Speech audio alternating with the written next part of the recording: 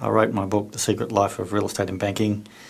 I wrote that because I had to get it out of my head. I had all this theoretical framework and the reality of how the economic system works. I got into that because when I did my economics degree, I could not get any answers from the professors at the universities. These are the guys, mostly men, that were supposed to know what was happening in the world.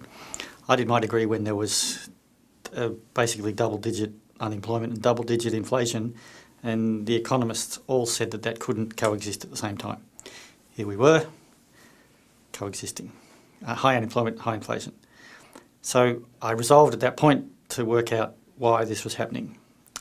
Fortunately, I had a couple of revelations that were hard to work out at the time, but led me to study the land market. And once I put all that together, I realised that there were very few other people that had done the research that I'd done. When I was reading the books and doing the history and studying stuff, it got to the stage when I picked up a book, I knew that I knew more than the author. When you get to that stage, you have to start writing your own book. I teach people how to remember the future.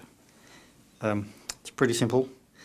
I do that by giving people an economic structure in which they can interpret current events so they can forecast future events and make money from that.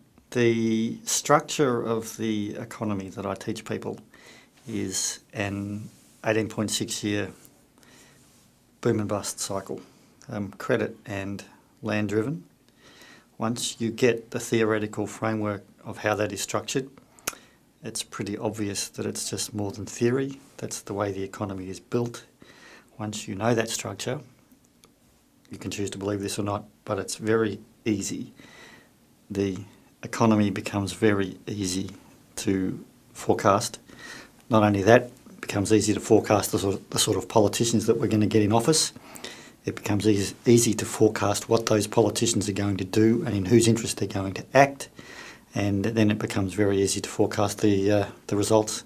And then what you can do is basically work out when you have to do the opposite to everybody else. We've just had one of those moments at the moment.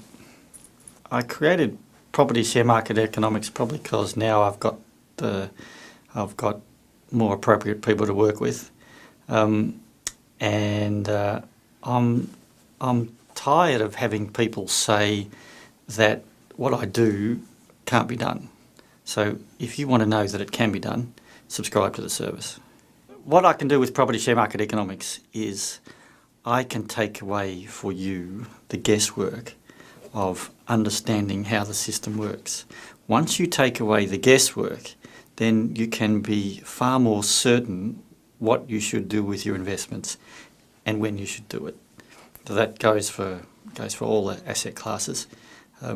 It just takes away, everybody else, and I can tell you everybody else, the economists, the real estate spruikers and everybody else, they're guessing. And also, not only they're guessing, they just want your money. We want your time so that then we can teach you how all of that stuff works, and then you can put it into operation yourself. I've had so many people come up to me over the years, especially people who've read the book. I've had so many people say, Phil, I am so relieved now. A lot of people say, I wish I'd seen your stuff years ago, of course. But the best expression I get is people come up with a sense of relief to say, Phil, now I understand the system.